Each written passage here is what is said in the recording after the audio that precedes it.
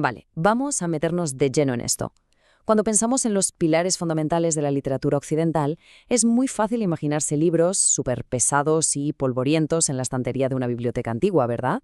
Bueno, pues en este análisis vamos a cambiar esa perspectiva por completo. No estamos ante simples textos antiguos, estamos ante un misterio literario absolutamente fascinante que tiene 3000 años de antigüedad. Las epopeyas homéricas, es decir, la Ilíada y la Odisea, junto con los himnos y las parodias que las acompañan, no son solo batallitas de dioses y héroes. Son el reflejo de una sociedad en pura evolución, el producto de siglos de tradición oral y, sorprendentemente, el escenario de uno de los debates académicos más intensos de la historia. Y para empezar, tenemos que enfrentarnos a lo que podríamos llamar el mayor caso sin resolver del mundo literario. Formalmente se le conoce como la cuestión homérica. La pregunta parece sencilla, pero la respuesta es un rompecabezas colosal. ¿Quién escribió realmente estas obras maestras? A ver, la tradición siempre nos ha hablado de un poeta ciego llamado Homero, que supuestamente vivió por el siglo IX a.C. Pero ¿fue verdaderamente un genio solitario que estructuró miles de versos de memoria? ¿Fue quizás una especie de comité de eruditos organizando cantos populares? ¿O es posible, y esto es lo más loco, que Homero, como figura histórica, sea simplemente un mito absoluto? Un nombre inventado para darle una cara a siglos de folclore. Sección 1. El misterio de Homero. Y es que estas dudas, cuidado, no son ningún invento moderno. Ya empezaron en la propia antigüedad y terminarían por dividir a los expertos en dos bandos totalmente irreconciliables. Vamos a ver el contraste fundamental aquí. Por un lado, tenemos a la crítica analítica, que fue la que dominó todo el siglo XIX. Esta postura defendía básicamente que los poemas eran una especie de Frankenstein, un parche de diferentes textos breves unidos a la fuerza muchísimo después. Se basaban en que había constantes contradicciones internas y en la idea de que en esa época ni siquiera existía la escritura. Y por otro lado, contrastando diametralmente, encontramos a la crítica unitaria, que es la que resurgió con fuerza en el siglo XX.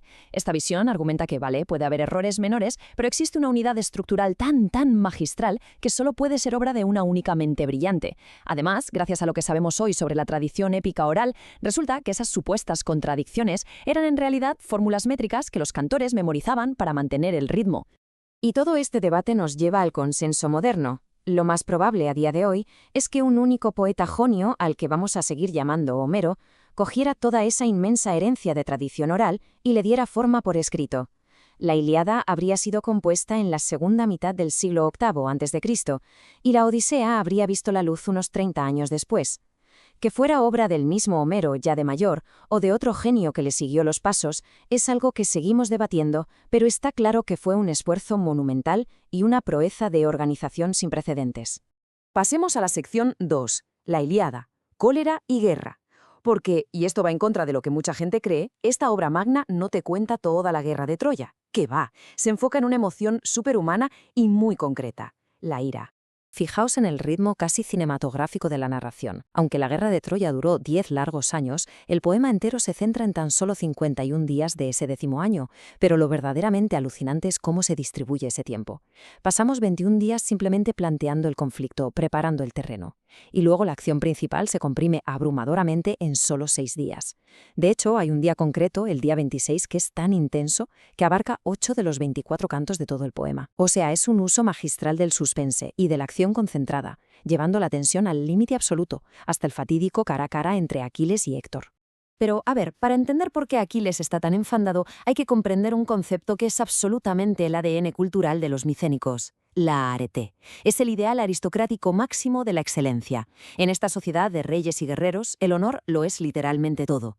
Para poseer arete, un héroe tenía que ser, cito textualmente, un decidor de palabras y autor de hazañas. Es decir, tenías que ser un orador brillante en el consejo de sabios y a la vez una máquina invencible en el campo de batalla. Esta búsqueda obsesiva e incansable del honor público es el motor de sus mayores triunfos, por supuesto, pero también es su mayor defecto, la falla trágica que los arrastra a la destrucción. Y es precisamente el ultraje a esa arete lo que detona toda la catástrofe de la Ilíada. Sección 3. La Odisea. El largo regreso. Y aquí dejamos atrás las llanuras trágicas y polvorientas de Troya para adentrarnos en la que es, sin duda, la primera gran novela de aventuras de la historia. La verdad más sorprendente sobre la Odisea es que no es, ni de lejos, una simple secuela histórica de la guerra. Es una fusión brillante de un montón de materiales súper diversos. Homero cogió elementos del folclore popular y de los cuentos de hadas sobre marineros perdidos, monstruos y hechiceras como Circe o las famosas sirenas. Pero es que además, increíblemente, se nutre de epopeyas orientales antiquísimas, como el poema de Gilgamesh, del cual saca temas como el descenso al mundo de los muertos. A todo esto le sumamos mitos incluso anteriores a la propia guerra de Troya. O sea, es un crisol brutal de literatura global antigua y todo perfectamente unificado bajo el protagonismo de Ulises. Y al igual que veíamos con la Ilíada, el dominio estructural aquí es para quitarse el sombrero. La Odisea funciona literalmente como el guión de una película moderna, calibrada en 3 actos muy distintos. Primero, la telemaquia, donde el hijo de Ulises busca a su padre durante 6 días. Segundo, el Nostos, que es el relato de los viajes y naufragios durante 27 días. Y ojo a esto, incluye un uso modernísimo del flashback, donde es el propio Ulises el que narra sus aventuras pasadas. Y finalmente la venganza, 7 días de pura tensión donde el héroe regresa disfrazado en secreto a su propia casa para recuperar su trono de una manera bastante sangrienta. Es un entramado súper complejo que te mantiene enganchado en varios frentes al mismo tiempo. Llegamos a la sección 4, Valores del mundo heroico. Porque si sintetizamos y enfrentamos estas dos obras, vamos a poder decodificar un salto histórico impresionante en la moral de la sociedad griega. Fijaos qué evolución tan clara si comparamos ambas. Por un lado, la Ilíada nos muestra una realidad súper directa y completamente obsesionada con el honor militar, con Aquiles a la cabeza, impulsado por la fuerza bruta y la gloria eterna. Y sus dioses son casi como humanos caprichosos, que toman partido por simple favoritismo. Pero por otro lado, la Odisea nos presenta a Ulises, un tipo que sobrevive no por ser el más fuerte, sino por ser el más astuto, por su inteligencia y su ingenio. Los escenarios ahora son globales. Y lo más interesante, los dioses han madurado. Ya no son esas figuras impulsivas, ahora intervienen básicamente para imponer una especie de justicia cósmica y restaurar el orden moral. Pero bueno, quizás no haya nada en toda la literatura antigua que ilustre mejor este cambio de mentalidad que un detalle emocional súper impactante. Cuando Ulises baja al inframundo en la Odisea, se encuentra cara a cara con el alma de Aquiles, el mismísimo héroe que lo sacrificó absolutamente todo por conseguir la gloria en la Ilíada. Y atended a la respuesta de Aquiles porque es desgarradora. Preferiría ser siervo de un labrador pobre que reinar sobre todos los muertos. ¡Wow! Es una subversión total y absoluta de todo lo que movía la primera epopeya. Ese antiguo ideal heroico se ha derrumbrado por completo para dejar paso a algo mucho más profundo, el simple valor de estar vivo. Esto nos demuestra lo muchísimo que había cambiado la visión del mundo en aquella época. Quinta y última sección, himnos y parodias épicas. Porque, ojo, el universo homérico era muchísimo más extenso y el público de la época consumía otros textos que son igual de fascinantes. Vamos a hablar de los 33 himnos homéricos. Seguían una estructura tripartita que era súper rigurosa. Empezaban invocando a un dios, seguían con un mito o relato central y terminaban con una conclusión y un saludo.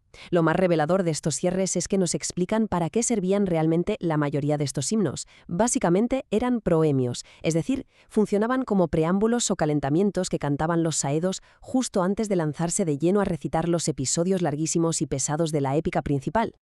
Ahora bien, los antiguos griegos no se pasaban todo el día reverenciando de forma súper solemne a los dioses y a los héroes, ni mucho menos. Toca hacer una pregunta curiosa. ¿Cómo manejaban el humor ante textos que se consideraban prácticamente sagrados? Pues la respuesta nos demuestra una madurez literaria tremenda, porque resulta que también les encantaba una buena parodia de sus propias obras magnas. Y el ejemplo perfecto de esto es la maravillosa Batrachomiomaquia, que traducido literalmente significa la batalla de las ranas y los ratones. Compuesta por ahí del siglo I a.C., esta parodia de 303 versos es una auténtica joya. El argumento es súper simple. Un ratón muere ahogado por culpa de una rana y eso desencadena una guerra mundial animal.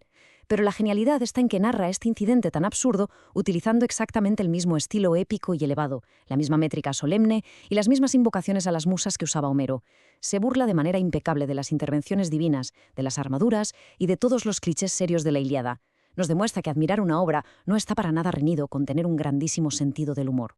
Y al terminar esta exploración nos queda una reflexión que es inevitable. Si hemos descubierto que los mismísimos pilares fundacionales de la literatura occidental son en gran parte una ilusión brillante y complejísima tejida durante siglos con folclore oral, epopeyas orientales, parodias y valores sociales en constante cambio, pues queda en el aire una pregunta de lo más provocadora. ¿Qué otras supuestas verdades absolutas de la historia, qué otros relatos inamovibles que damos por sentados están ahí fuera esperando a ser leídos con otra mirada y finalmente decodificados? El misterio de Homero puede que nos haya revelado sus piezas, pero está claro que investigar nuestro pasado es un libro que siempre va a permanecer abierto.